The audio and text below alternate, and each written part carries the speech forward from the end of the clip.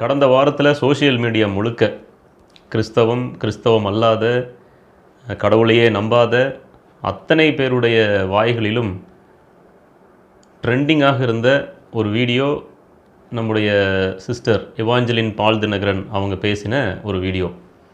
ஏன் அதை ஒரு வாரம் கழித்து இதை நான் எடுத்துக்கொள்கிறேன் அப்படின்னா, அதை பற்றிய பார்வை ஒவ்வொருவருக்கும் ஒவ்வொரு மாதிரி இருக்கும் பார்த்தீங்களா. அதில் என்னுடைய பார்வை எப்படி இருக்கிறது அப்படின்னா, சிஸ்டர் எவாஞ்சலின் பால் தினகரன் அவங்களுடைய தைரியத்தை நான் பாராட்டுறேன். கடந்த வாரத்தில் நூற்றுக்கணக்கான மனிதர்கள் மூலமாக கேலி செய்யப்பட்ட சிஸ்டர் எவாஞ்சலின் பால் தினகரன் ஒரு சாதாரண நபர் அல்ல. ஒரு மிகப்பெரிய கம்பெனி ஓனருடைய மனைவியாக இருக்கிறாங்க. ஒரு மிகப்பெரிய நிறுவனத்தை நடத்திட்டு வர்ற இவங்க, ஜீசஸ் கால்ஸ் அப்படிங்கிற ஒரு நிறுவனத்தை நடத்திட்டு வருகிற இவங்க, காருண்யா அப்படிங்கிற ஒரு பொறியியல் கல்லூரி, ஒரு பல்கலைக்கழகத்தை நடத்திட்டு வர்ற இவங்க, ஒரு குறிப்பிட்ட விஷயத்தை பொது வெளியில் பேசுகிறதுக்கு முன்னால் அதை பற்றி யோசிச்சுருப்பாங்களா, சிந்திச்சிருப்பாங்களா அப்படின்னு நாம் கொஞ்சம் சிந்திச்சோன்னா நிச்சயமாகவே அதை பற்றி யோசிக்காமையோ சிந்திக்காமையோ பொது வெளியில் அதை பேசியிருக்க மாட்டாங்க.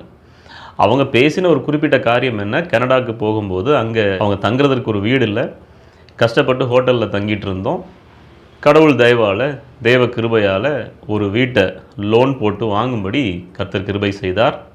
அது மாத்திரமல்ல, வீடு வாங்கின கொஞ்ச நாள்லேயே ஒரு தேவ தூதன் தனக்கு தோன்றி தான் விரும்பின கலரில் ஒரு கார் வாங்கும்படி கிருபை செய்தான் அப்படின்னும் அவங்க சொன்னதை நம்ம கேட்டோம். இதை பொது வெளியில் ஒரு செய்தியாக சொல்கிறதுக்கு முன்னால் அவங்க அதை 1-2 தடவை நிச்சயமாக யோசனை பண்ணியிருப்பாங்க. பண்ணாமல் அதை பேசியிருக்க மாட்டாங்க. ஏன்னா அப்படி யோசனை பண்ணாமல் பேசுவதற்கு அவர்கள் முட்டாள்கள் அல்ல, இது நமக்கு நல்லா தெரியும். அப்போ அவங்களுக்கு என்ன சிந்தனையில் ஓடி இருக்குது, மக்கள் எதை சொன்னாலும் நம்புவாங்க. ஏன்னா ஏற்கனவே தாங்கள் சொன்னதையெல்லாம் மக்கள் நம்பி இருக்கிறாங்க. இவங்களுடைய மாமனார் டிஜிஎஸ் தினகரன் ஐயா ஆகட்டும், இயேசு என்னோடு பேசினார், நான் பரலோகத்துக்கு போனேன், பரலோகம் எங்கிட்ட வந்துச்சு, எத்தனையோ முறை கதை சொன்னபோது ஜனங்கள் நம்பியிருக்கிறாங்க. அவர் சொல்லி தான் நான் காருண்யா பல்கலைக்கழகத்தை, ஒரு பொறியியல் கல்லூரியை ஆரம்பிக்க போகிறேன், ஜனங்கள் நம்பினாங்க. அவர் சொல்லி தான் நான் இந்த விஷயத்தை செய்கிறேன், அதை செய்கிறேன், ஜனங்கள் நம்பினாங்க. இயேசு அழைக்கிறார் ஊழியம் பெருசாக தோன்றியது. அந்த பங்காளர் திட்டம், இந்த பங்காளர் திட்டம் எல்லாம் இயேசு சொல்லி தான் செஞ்சோம், எல்லாம் நம்பினாங்க. ஜெப பங்காளர் திட்டம் இயேசு சொன்னார், ஜனங்கள் நம்பினாங்க. சில மாதங்களுக்கு முன்பாக ஒரு ஆறுதல் கூட்டத்தில் ஜெபம் பண்ணும்போது சொன்னாங்க, இந்த மரித்த சகோதரி பரலோகத்தில் பச்சை கலர் ட்ரெஸ் போட்டுட்டு மணப்பெண் போல் இருக்கிறாங்கன்னு சொல்லி சொன்னாங்க, ஜனங்கள் நம்பினாங்க. இப்படி எல்லாம் தாங்கள் சொல்லுகிறத எல்லா ஜனங்கள் நம்பும்போது இதை எப்படி நம்பாமல் போயிடுவாங்க? அந்த நம்பிக்கை தான் இவங்களுக்கு. அப்போ அவங்களுக்கு என்ன நம்பிக்கை? தாங்கள் ஐஸ்வர்யத்தினாலே பெருகி இருப்பதை ஜனங்களிடம் மறைக்க வேண்டும், ஆனால் ஜனங்களை ஒப்புக்கொள்ள செய்ய வேண்டும். அது எப்படி ஒப்புக்கொள்ள செய்வது? இது ஏதோ ஜனங்கள் காசு காணிக்கை பணம் கொடுத்ததுனால நாங்கள் முன்னேறல, தேவ கிருபையினாலேயும் சில தேவ தூதர்களுடைய உதவிகளினாலேயும் நாங்கள் இப்படி பெருகி இருக்கிறோம், வளர்ந்திருக்கிறோம் அப்படின்னு ஜனங்கள் நம்பணும். அப்படின்னா ஏற்கனவே தான் பல விஷயங்களை அவுத்து விட்டுருக்கோமே, அதே போல் இன்னொரு விஷயத்தை அவுத்து விட்டுடலான்னு சொல்லிட்டு குடும்பங்களுக்குள்ளே, அந்த குடும்பங்களுக்குள்ளே அவர்கள் தங்கள் குடும்பங்களுக்குள்ளே பேசி முடிவெடுத்து பிறகு தான் பேசியிருக்கிறாங்க பொது வெளியில். அவங்க பேசின காரியம் எவ்வளவு பொய்ன்னு எல்லாருக்குமே தெரியும். இந்த குறிப்பிட்ட விஷயத்தை கிறிஸ்தவங்க மட்டும் அல்ல, கிறிஸ்தவர்கள் அல்லாதவர்களும் தங்கள் சமூக ஊடகங்களில் மிக அதிகமாக பேசி கேலியாக சொன்னதை நம்ம பார்த்து ரசித்தோம், சிரித்தோம், வேறு வழி இல்லை. ஆனால் இவங்களுடைய தைரியத்தை பாராட்டணும் பாருங்கள். எப்படி தான் சொல்லுகிறது சுத்த பொய் என்று தெரிந்தும், தான் சொல்லுகிறது வடிகட்டின பொய் என்று தெரிந்தும், தான் சொல்ல போகிற இந்த கதையை ஊர் உலகம் ஏற்றுக்கொள்ளாது என்று தெரிந்தும் சொன்னாங்க. பார்த்தீங்களா எப்படி அந்த தைரியம்? அப்போ ஒரு பொய்யை சொல்கிறதுக்கு இவங்களுக்கு இந்த அளவுக்கு தைரியம் இருக்கும் அப்படின்னா, இதிலிருந்து நம்ம கற்றுக்கொள்ள வேண்டிய பாடம் என்ன?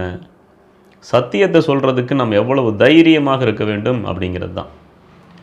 பிசாசானவன் தனக்கு கொஞ்ச காலம் மட்டுமே உண்டென்று அறிந்து எவ்வளவு தீவிரமாக செயல்படுறான் அப்படின்னு நம்ம அழகாக தெரிஞ்சுக்கலாம். அதே கொஞ்ச காலம்தான் நமக்கு உண்டு.